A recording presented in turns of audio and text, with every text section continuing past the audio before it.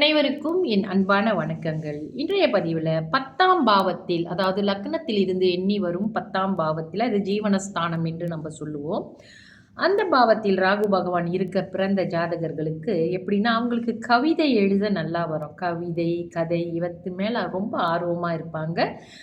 மற்றும் அதிக பிரயாணம் செய்வார்கள் இவர்கள். புகழ் பெற்றவர்களாகவும் இருப்பார்கள். அதாவது அவங்க எடுத்து நடத்தும் ஒரு காரியத்தில் நல்ல புகழ் பெறுவார்கள். குறைந்த புத்திரர்களாக இவங்களுக்கு இருக்கும். தைரியமானவர்கள், அதிகமான பாவச் செயல்களில் ஈடுபடுபவர்களாகவும் இவர்கள் இருப்பார்கள். அது மற்ற கிரகங்களின் எப்படி அமைப்பு இருக்குது, கூட்டு அமைப்பு எப்படி இருக்குன்னு நம்ம பார்க்கணும்.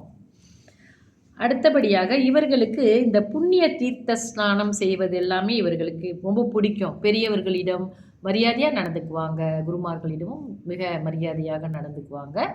இந்த தசா புத்தி காலங்களில், ராகு தசா புத்தி காலங்களில் இவருக்கு கொஞ்சம் இந்த மாதிரியான ஒரு பாவ செயல்கள் செய்யக்கூடிய ஒரு நிலை இவர்களுக்கு ஏற்படலாம். அந்த குண மாற்றம் இவர்களுக்கு வரக்கூடிய கட்டங்கள்லாம் வரும்.